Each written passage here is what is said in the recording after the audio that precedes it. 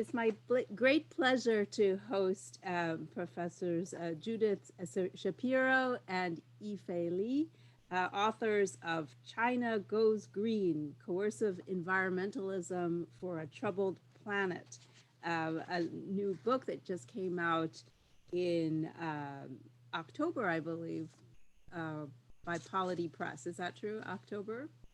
Yeah.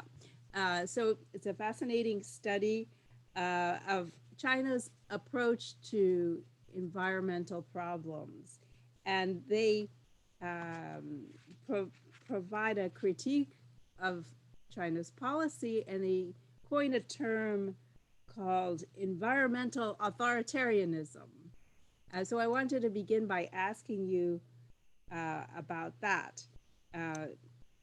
So you argue in this book that China achieves authoritarian goals with environmental policies.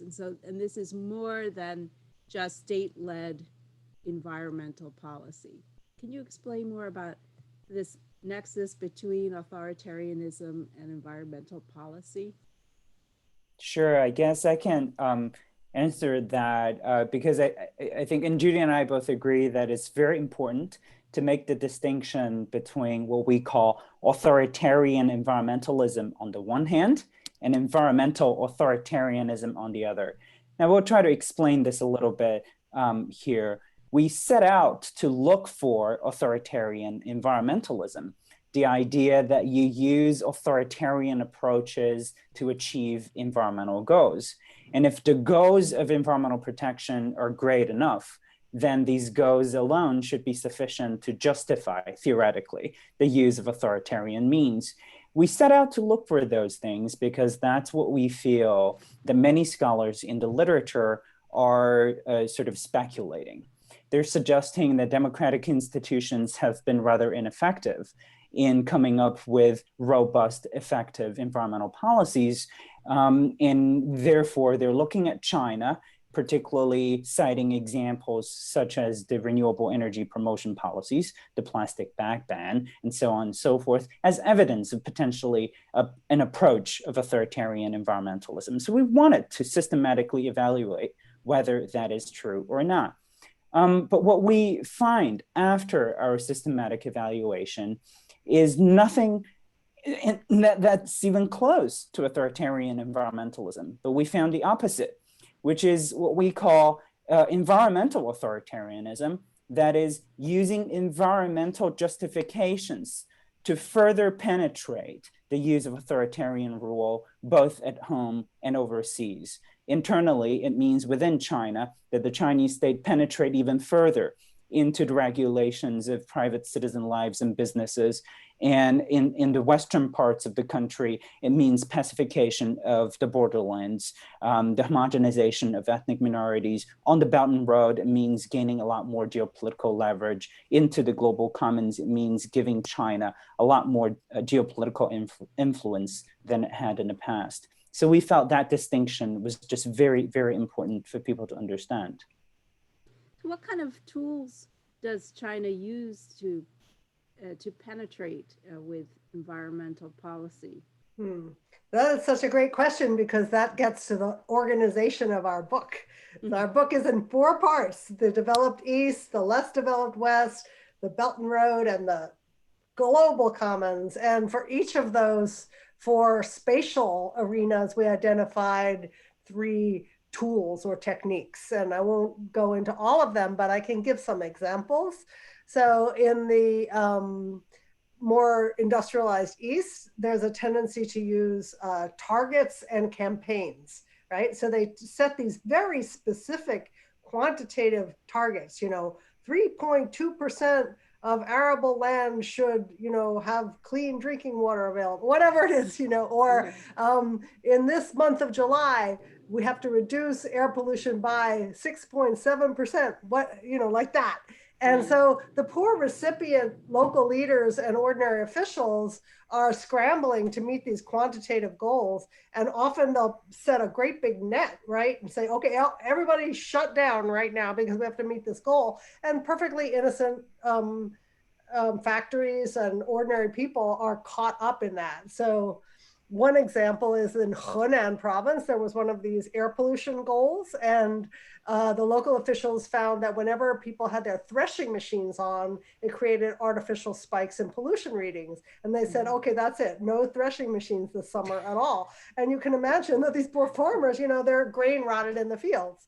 So that's an example of this kind of thing. And then the campaign issue is similar. It's like the olden days, really. I mean, all of sort of modern Chinese history is Mao era history is these campaigns. Like all of a sudden we're all gonna, like, all hands on deck, we're gonna like do this thing, and it ends up being a kind of a killing the chicken to scare the monkey, as the Chinese would say, situation, where there's a crackdown of some kind, and every official that's in violation either loses their job or, is demoted or maybe even imprisoned or maybe even worse. So, again, it's short-lived, and it doesn't involve a lot of what we call supervision from below. The people aren't often explained to or consulted and have very little input into these campaigns. And so as a result, the campaigns end up being fairly short-lived and not really sustainable, which is what you're looking for in the long term for any kind of environmental policy. That's fascinating, because it does harken back to the Maoist Cultural Revolution days with the different campaign styles and the counterproductive war against the pests that end up killing the crops and so on. But what's also striking in reading your book is how different the scenario has played out in terms of China's environmental policy. Because Liz Economy's book, The River Runs Black, came out, I think, in 2002, and she closed with a hopeful message about Chinese environmentalism perhaps contributing to democratic changes within the society, and the complete opposite scenario seems to be portrayed in your book some nearly 20 years later. Yeah, I have really strong feelings about that argument. So if I can jump in again Sure. here.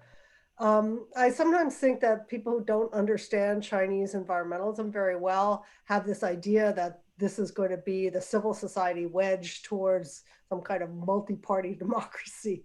It's not, this kind of argument does not do Chinese environmentalists any kind of favor. And it also misunderstands the nature of Chinese public action. Because in a way, what's happening with the Chinese civil society groups is they're partnering with more liberal or more environmentally minded institutions within the state in order to carry out these very well-conceived, well-written anyway, maybe not always well-conceived, but well-written environmental policies and regulations, because the Chinese central government can't be everywhere at all times. And oftentimes it is mid-level and lower-level officials who are benefiting from keeping the polluting factory open, for example. And we see it really well in that wonderful documentary, Warriors of Qiugang, about a factory in Anhui province where the local people can't get it shut down because the local officials are benefiting from keeping it open.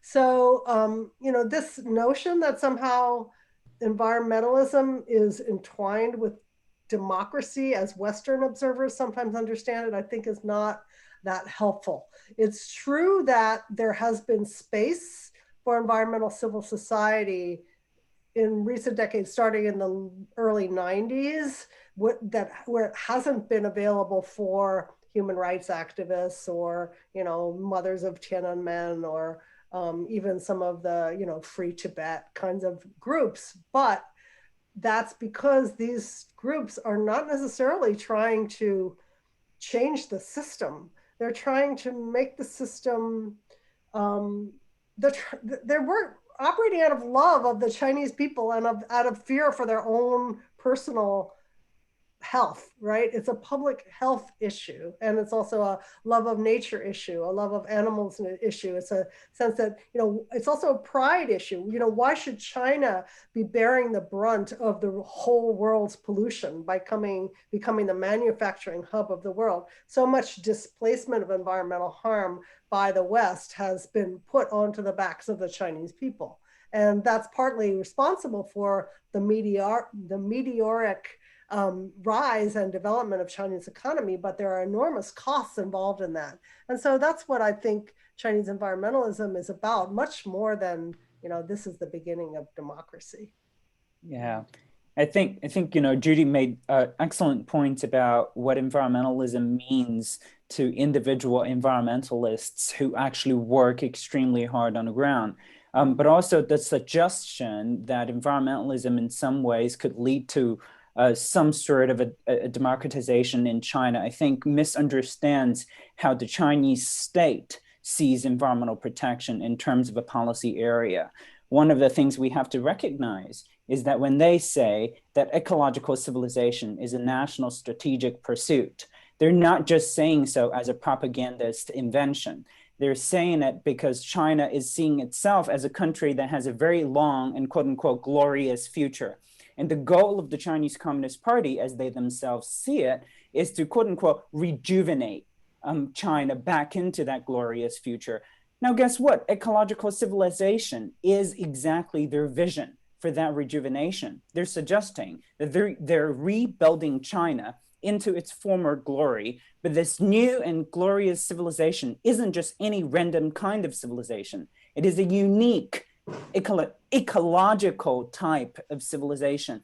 So they're in many, many ways sort of constructing the Chinese Communist Party's official rhetoric for China in terms of a developmental vision. So to think that the Chinese state is in any way going to give up the environmental space or let civil society take over that environmental space, I think is just an underestimation of how the Chinese state is in fact viewing environmental protection as a strategic, geopolitical, and domestic political action item, if you will, excuse me.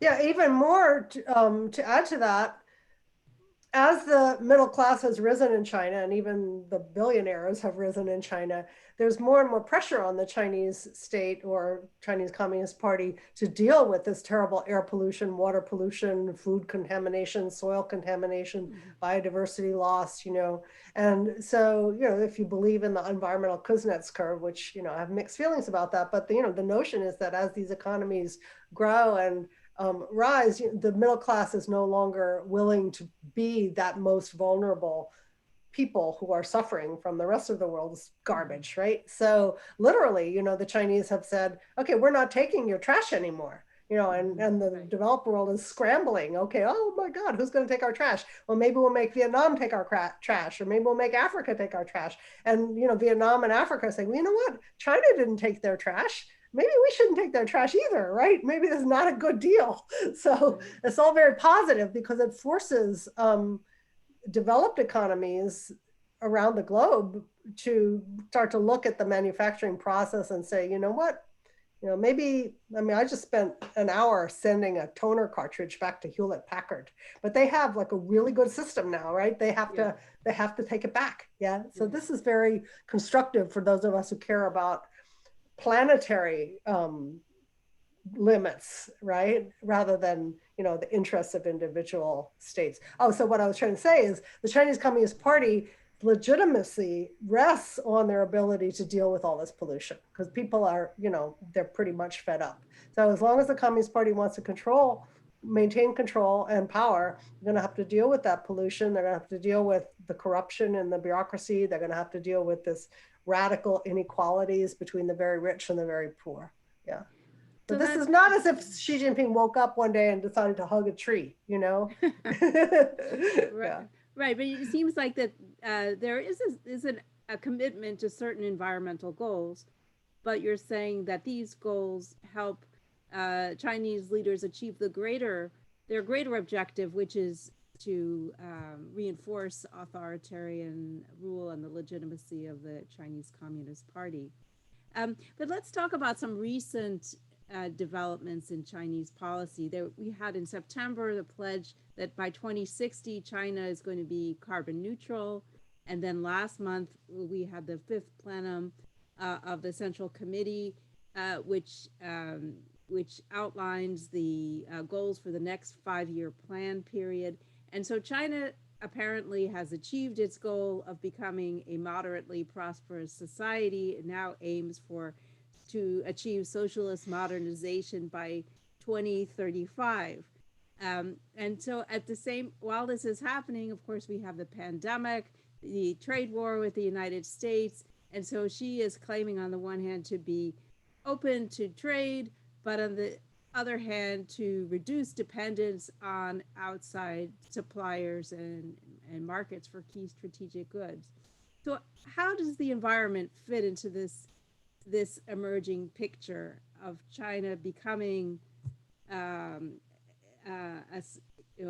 fully modernized as a socialist state in the next 15 years while committing to a major carbon pledge? Right. Excellent question. I mean, the carbon neutrality pledge, I think, it certainly is something, if it can be accomplished, it is a great thing for the planet. It's a great thing for the world. And I think, that is a policy goal that needs to, receive due credit. And yet, a big caveat is that we don't know many of the details yet. We don't know exactly how that is going to translate into specific pieces of policy, and what are the sectors that are going to be affected, and how are they going to be affected. So I think there are a lot of outstanding questions. I think you're absolutely right that the next 5-year plan is going to contain a lot of those details that we'll need to know before we can fully evaluate the potential of the carbon neutrality pledge. But with that said, I think then it's important for us to try and understand how China potentially will pursue this carbon neutrality pledge. What we do know in terms of actual real world examples is that in places like Beijing, if you want to host a sporting event, they have a citywide carbon neutrality rule that basically says a sporting event organizer will have to commit to 100% carbon neutrality. And the ways in which they do that is to inventory all of the different kinds of activities that can emit carbon. The amount of energy that's needed to heat up or cool down the stadium, the amount of fuel that you need to transport people to and from the stadium, water, and so on and so forth. So it's a very long list of items that they'll need to account for. Once you've accounted for everything, you get a total number that is sort of the carbon footprint of a focal event.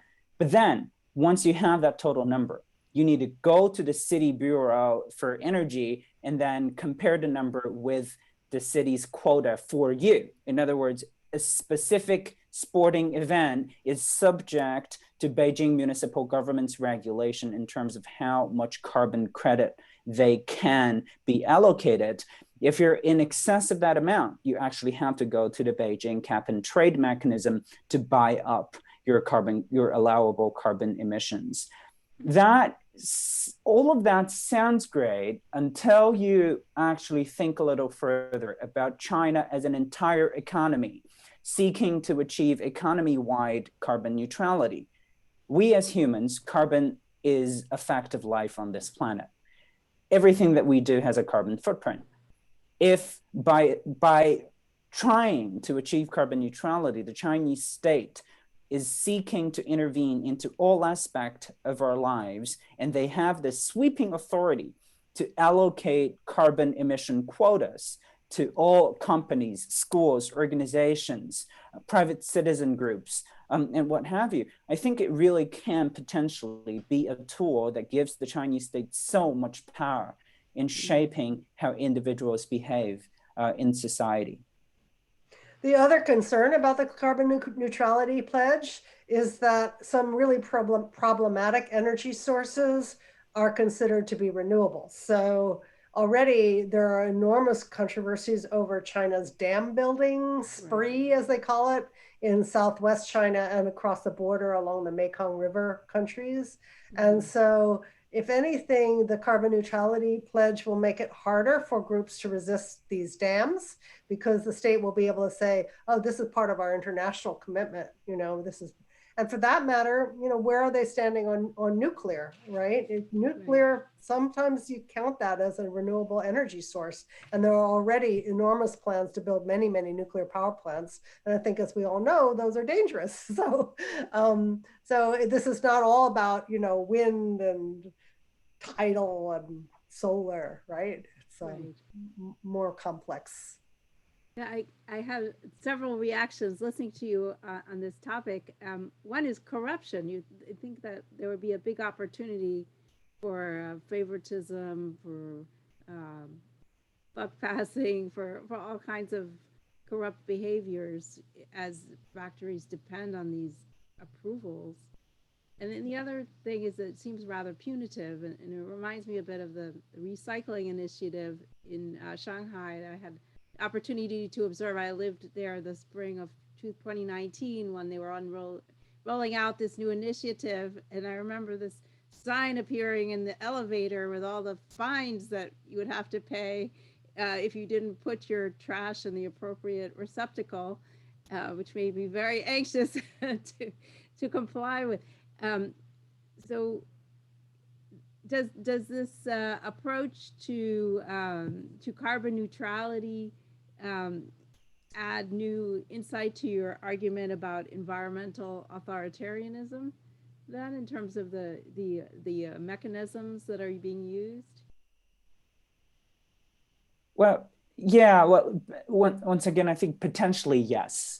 We simply don't have enough specificity with regard to that specific goal, and we also have to recognize it's a long-term goal. It basically says carbon peak by 2030. I think 2035. I could be wrong about the specific year about that carbon peak, the part of the pledge about peaking, but I mean 2060. That is a very sort of long time frame that we're 2030. They say. Right. Okay. So achieving peak emissions by 2030. Then, thank you, Elizabeth.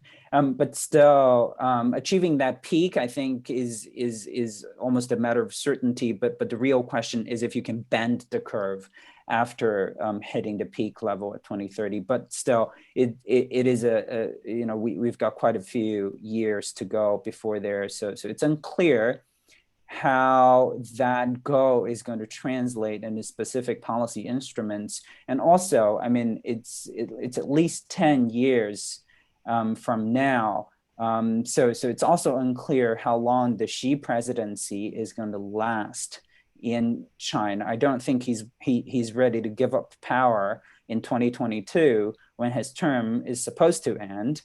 So I think there are many moving parts to that. Mm-hmm. Yeah. So I'd like to ask you about the risks for other countries in China's approach to the environment.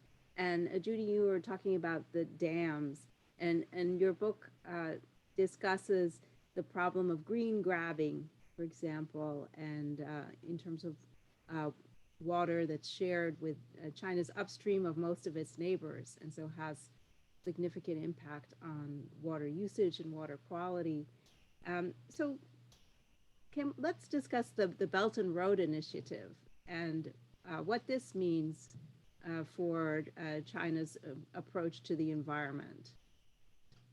Because we see, the Belt of Road, we see a lot of fossil fuel projects being invested in other countries.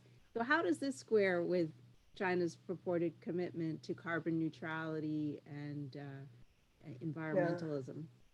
One problem with the way countries are evaluated in terms of their carbon is that the footprint often stops at the border, right? So we could give an example of, wonderful Norway, right? The greenest country you can think of, but all that wealth rests on the export of oil, right? And but that exported oil doesn't count against Norway's carbon footprint, although there's some people within Norway who are trying to start that conversation. So with China, one of the reasons they're so popular, although also sometimes unpopular with the recipient countries, is that they tend to say that they'll do whatever that country needs in terms of infrastructure, whether it's a deep water port, an airport, a high-speed rail, a high-speed highway, a dam, or a coal-fired power plant. They say, we're not political. If they want a coal-fired power plant, we'll give them a coal-fired power plant. Now, there's been a lot of criticism of China from many multilateral institutions and non-governmental organizations about the amount of coal that's being burned in the name of the Belt and Road Initiative. Even as far away, I had a student from Jamaica. She said they were building a coal-fired power plant in Jamaica. I don't know if it was part of the Belt and Road or not, but so this is really a problem. And there's been a lot of effort to persuade the Chinese to go ahead and hold these countries to a higher standard, so that even if the country says that that's what they want, it's on the Chinese to say, well, you know what? We could just as easily build a wind farm here, they could still achieve all of their goals. So that's kind of a conversation that I think is in process now. And then also we have all that controversy about whether the Belt and Road is even a good deal after all for many of these countries. There's this allegations that it's a debt trap diplomacy, or that somehow these countries that are so hungry for these kinds of investments are being put into situations which they're not able to repay, and that all these arguments. And then we get a port in Sri Lanka that has basically been leased now to China for 100 years because the Sri Lankans can't pay it back. That's another type of issue, how is the Belt and Road furthering China's geopolitical aims or soft power aims? But we do know that they're really being very, very successful, despite all of the criticism of the Belt and Road among some parties in the West. Your young African looks at the future in China, not in the West. If you look at I've seen many documentaries about Confucius Institutes in Africa, and it's a chance for these people to learn Chinese for free, and they're so excited. And really the whole geopolitical shift, the soft power shift has moved to Beijing.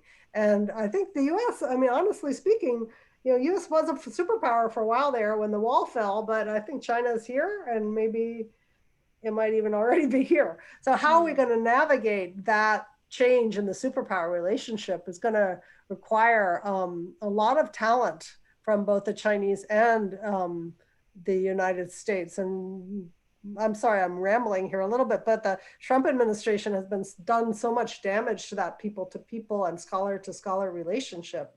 And so it's going to be incumbent on the Biden administration to bring the China scholars back into the administration, to allow the scholarly exchanges to happen again, to welcome Chinese students to come here and not look at them all as spies. It's not helpful to demonize each other at this time, which is really very delicate in geopolitical terms. Yeah, right. Yeah, if I could add a little bit, Elizabeth, you asked about sort of the implication of the Belt and Road for all of the other countries, if we might call them, China's partners on the Belt and Road. And I think, Judy has said a lot about the actual impacts in these countries. But also, I think there's an aspect about the changes in international politics we need to acknowledge, which is that, there is the rise of illiberalism. It's not just Trumpism in the United States, but it's on a global scale. We're seeing a rapid rise of illiberalism, which essentially means not just that illiberalism is getting a stronger foothold in China, but also that along the Belt and Road, there is a hungry market of authoritarian leaders in Morocco, in the UAE, in Saudi Arabia, that are actively looking at Beijing for the kind of governance experiences and also technologies that can enable these countries to monitor their citizens. And for a very long first half of this year, my wife and I were stranded in Abu Dhabi. And in the UAE, we saw that the government actively pursued Chinese technologies to track people, to contact tracing. They imported the suite of technologies that's QR code based, that actually tracks people's movements and enable the government to implement all sorts of contact tracing rules for its own population. Now, which leads me to another side of the issue, is that China is also in this geopolitical landscape very, very eager to take over the global leadership role. And yet they don't seem to sort of know too well how exactly to do that. I think 2 days ago, President Xi Jinping just announced during his APEC speech that he wanted to roll out a global QR code-based mechanism for COVID contact tracing. And I don't know what his advisors were thinking, but do they have any conceit of privacy laws that are in place in all of these other countries? And yet, if you think about it, they promoted such an idea only because that idea has, according to them, already a very successful track record on the Belt and Road. Morocco, the UAE, and all of the other authoritarian leaders have readily embraced these ideas as soon as they learned how much these tools can help them monitor their citizens. Yeah, I think that's a great point. And in my own research, I've been looking at the Belt and Road with northern neighbors, so Central Asia, Russia, Mongolia. And so there you have authoritarian leaders, with the exception of Mongolia, you have authoritarian leaders who can agree on certain projects, but then you still have popular discontent about water usage and other aspects that maybe don't appear publicly very strongly. Mongolia, you have issues of corruption. So I wonder, though, is China achieving its soft power goals with these polluting and surveilling types of BRI projects, or is this going to serve as a restraint on some of its connections that it's hoping to foster? You are seeing a lot of grassroots uneasiness about the sudden arrival of China on the scene. I've done a fair amount of work on Peru, China and Peru, and I think that's just one example, but also Africa. I have a lot of students from Africa this semester, and they were telling me lots and lots and lots of anecdotes about how the Chinese are everywhere, but people feel very, like there's a lot of tension, a lot of some missteps on the part of the Chinese. They're not really talented at multiculturalism, they're not very respectful sometimes of difference. And in the Peru case, no clue about indigenous rights, indigeneity, some of these laws that are intended for prior, free, and informed consent.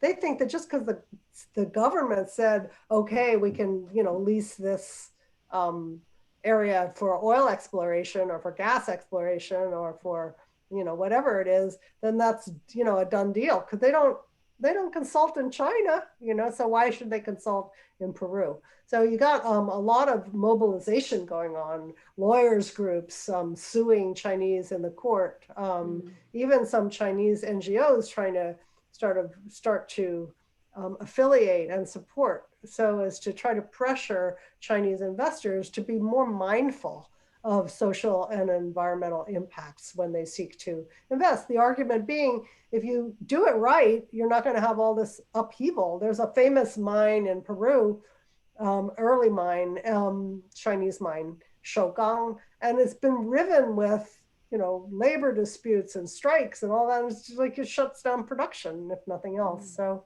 you can make an economic argument about that as well. So. In your book, you mentioned the issue of how China seeks to align the Belt and Road with the Sustainable Development Goals. I thought that was very interesting, that China gets the UN's imprimatur on its agenda somehow and tries to use this rhetorically to justify the environmental aspects of its policies. Right. Yeah, it's hard. Sorry, go ahead.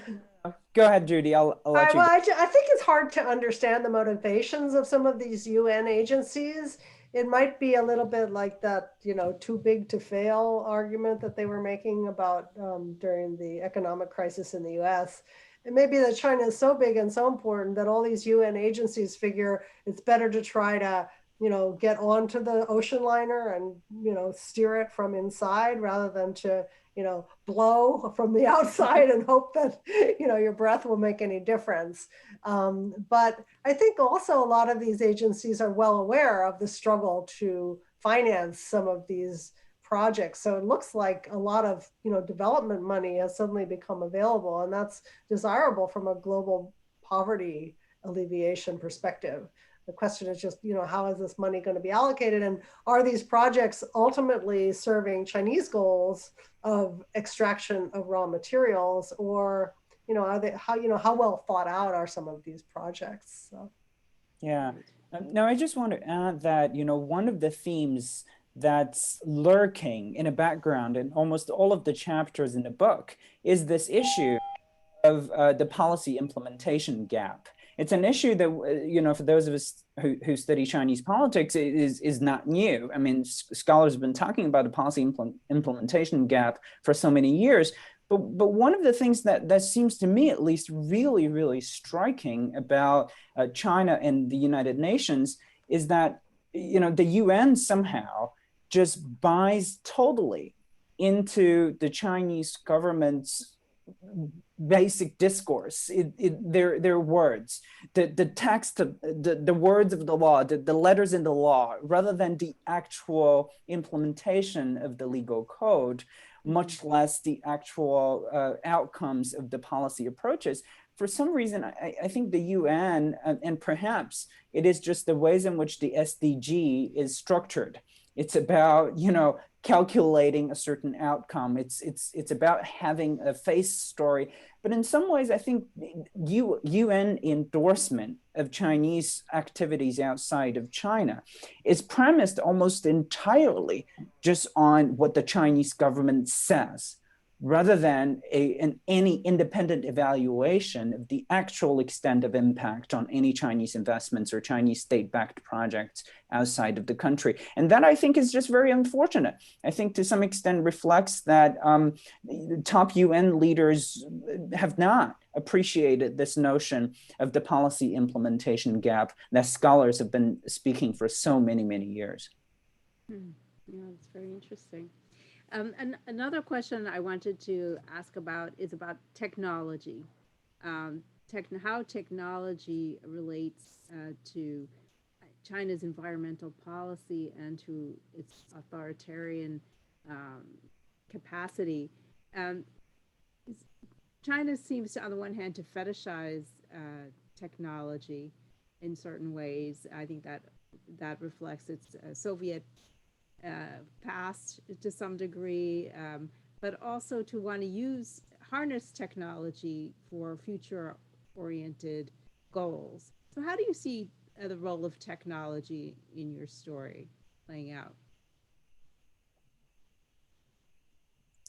I know Judy have a lot of ideas about that, but I just want to say that technology and in general the tendency to pursue technocracy is something that really that we have discovered was a really prominent issue across all levels of Chinese environmental interventions.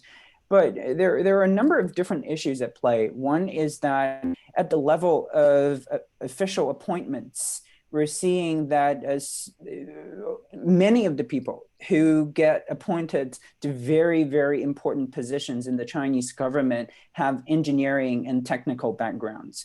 Very, very few of them have had trainings in the social sciences and humanities. And the current premier does have a degree in economics, but he's the only person in the entire 7-man team at the top of the Chinese political hierarchy who actually has an understanding of social sciences.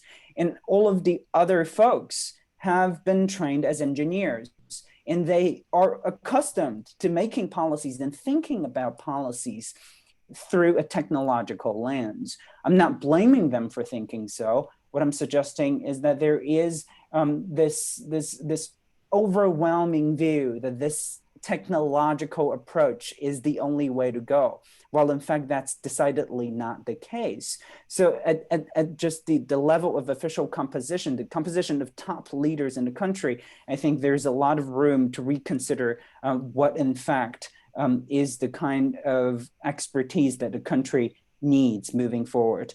But also in general, I think, if we look at the development of China's West or the development on the Belt and Road, there is this tendency to pursue a highly one-dimensional black and white view of development.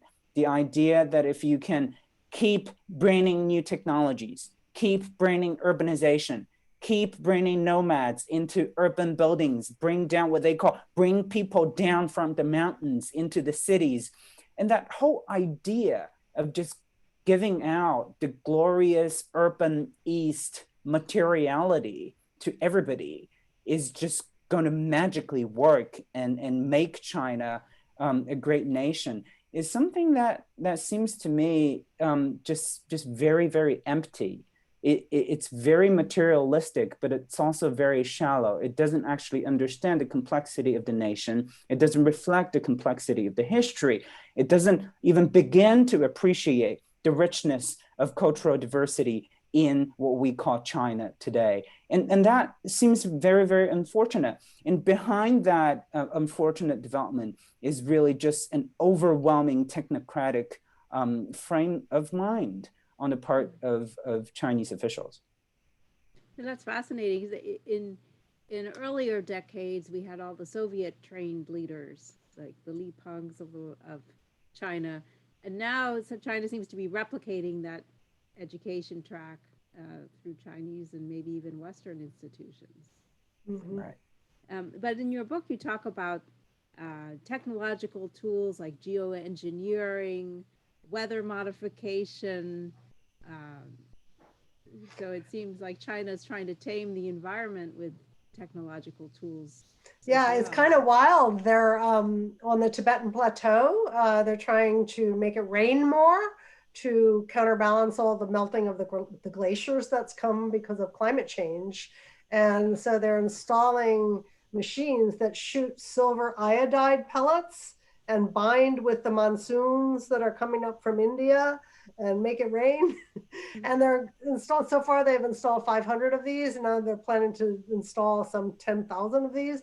So it's not just like a short-term make the skies blue for the Olympics, which they also use this kind of technique for that, and for APEC blue and parade blue, and different kinds of like high-level meetings where they want a blue sky. But this is like ongoing, like let's change the weather in Tibet.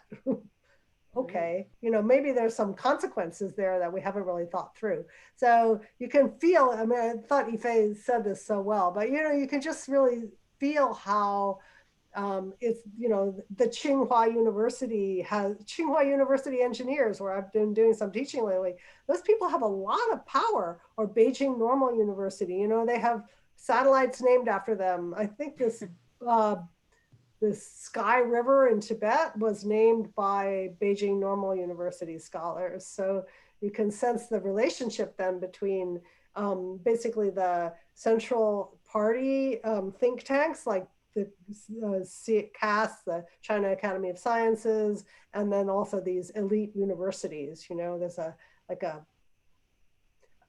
kind of control of knowledge here too, that's very engineering based. Years ago when I did a book called China's Environmental Challenges, I was invited by the US State Department to do one of those lecture tours, soft power lecture tour, and about China's environmental challenges. And to my kind of shock and surprise, it seemed that the institutions that were interested in hearing from me were all engineering schools, right? That's where they're training their environmental specialists. They're not training them in schools of international relations or environmental studies, or even environmental science, not so much. It was all engineers, and they were lovely, and they were so excited to hear that there are NGOs like Friends of Nature. They never heard of it. They wanted to join up, but you think what this whole kind of system for training environmental professionals is very, very technocratic.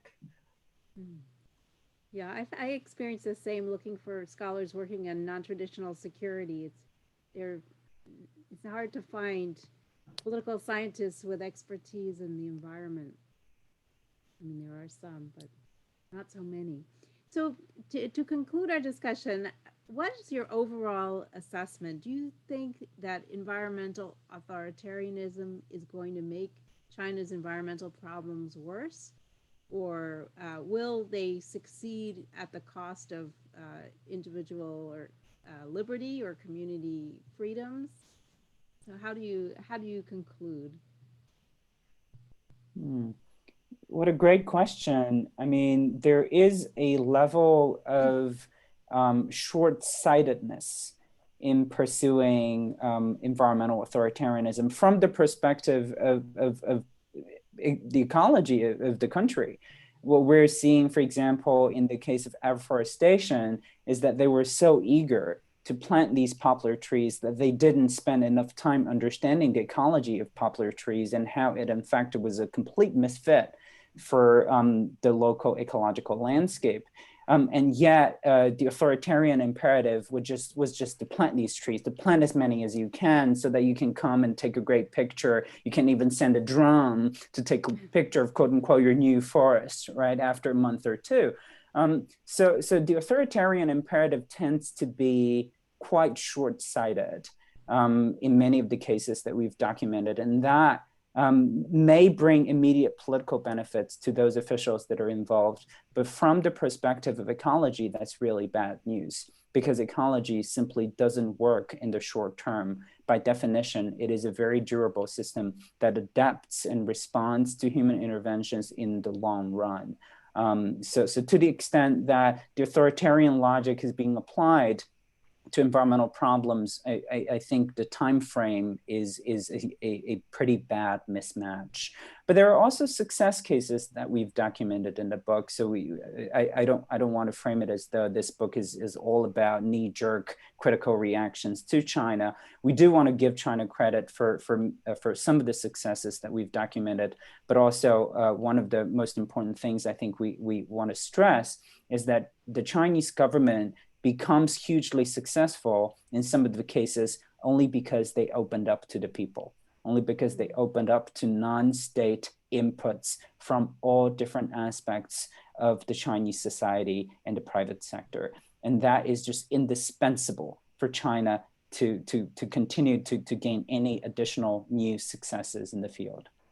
So what would be an example of such a success where people are brought in and not just imposed on? I mean, we documented examples of, for example, the waste import ban that came into effect last year. Some commentators framed the ban as though it was a sudden ban that was instituted overnight. That image may have some appeal in popular media, but that simply was not true, because the waste import ban was a policy that in fact has been in the making for almost 2 decades. And in this process, the Chinese state actively worked with domestic filmmakers, international advocacy groups such as the Basel Action Network that's based in Basel, Switzerland, that was actively involved in enforcing some of the Basel Convention rules in the case of China and elsewhere. They made films about international waste imports into China and how that affected the local ecological landscape within the country. And the Chinese government also worked very, very actively with the domestic recycling industry over this period of about 2 decades to make sure that whatever new rules that they put in place in terms of a waste import restriction, that's something that doesn't too negatively affect the domestic recycling industry. And also they gave these domestic actors enough time to slowly upgrade how they process solid waste, such that when the full ban came into effect last year, China's domestic recycling industry has grown so well to begin to treat all of these new recyclables that become available within China so that they don't need to depend on foreign imports of solid waste anymore. So if you look at the long process of how that ban actually came into being, it was a very thoughtful process that reflected quite a bit of consultation on the part of the state with various kinds of actors within China. Mm-hmm. And just quickly, another example of what I think is a success, although it's only a partial success, is that they've really created a lot of space for environmental groups who are working on the wildlife trade. And so, for example, the Wild Aid plus the basketball star Yao Ming have been very successful at turning the Chinese public against the use of shark fin in soup. Fins, yeah. And they're really working very hard on the ivory issue. The Chinese state and the Yao Ming people have, elephants, ivory belongs to elephants, and smashing up old ivory pieces and trying to understand better the urgency of this problem. The poor pangolin is still struggling terribly. But I do actually think that COVID has also helped to elevate the understanding among the Chinese public of the relationship between these wet markets and the eating of wildlife and public health emergencies. We saw this with SARS also earlier. So there's some new wildlife laws coming out, wildlife protection laws, or they may be out already. And although enforcement is going to be a huge struggle, I do think there's been a kind of a work between the government and civil society and ordinary people on this issue. So what is it about these two issues that leads the Chinese government to be more inclusive than with, let's say, dam building or tree planting? Great question. I think, at least in the waste import case, it was a piece of public policy that didn't actually have a lot of high-powered central pressure from Beijing. It was a lot of action on the part of the Chinese customs, simply reporting cases of smuggling contaminated waste on the one hand, and also a lot of grassroots reports of a village in rural Beijing in 1994 reported a site that was giving off this terrible smell, and the locals just called the police, and then they realized it was a bunch of imported waste that just had a ton of garbage in it. Nothing was recyclable from it, but yet they imported it from overseas. So these instances slowly built up momentum within China, both on the part of civil society and also on the part of various government agencies, that in the end, they worked together and created this robust synergy to develop a policy that benefited the people of China and in a very, very real way benefited the global commons. Because like Judy alluded to earlier, countries like Vietnam and Malaysia and the Philippines are saying that if China isn't taking your garbage, we don't want them either. And California is now aggressively encouraging people to reuse rather than recycle. And New Zealand came up with a similar national policy as well. So I think, that policy, by virtue of it coming from various groups within society and collaborated with powerful state actors, turned out very, very well. Fascinating. I just think in this case of the shark fin, it's an isolated commodity. I'm making a shark fin here. It's an isolated specific commodity, and it's associated with certain kinds of conspicuous consumption and excess and wealth. And, so that makes it a kind of a manageable thing. It's not a system-wide thing. Now, shutting down the wet markets is going to be more challenging over time. Those Chinese are gastronomically adventuresome, as they say, and this notion of eating wild things and thereby acquiring their characteristics is really deeply entrenched in Chinese culture, but it's absolutely essential that the state get a handle on this for the global good and for the sake of the animals. So. Yeah, listening to you, I was thinking, well, maybe the absence of state-owned enterprises in these issues, or the types of government authorities, their relative power in the structure, that those could also be potential reasons. Yeah, those are good points. Mm-hmm. But this is a fascinating conversation. I do appreciate you taking time to discuss your book with me, and we should be posting this early next week. Thank you. Send us the link. Yes, absolutely. So what I'm going to do is create kind of a summary of the interview in the blog, and then I'll post this. Recording as well. Okay, awesome. Thank you so much, Elizabeth. Thank you so much. Thank you. Have a happy Thanksgiving. Thanks. Bye. Bye. Bye now. Take care. Bye-bye.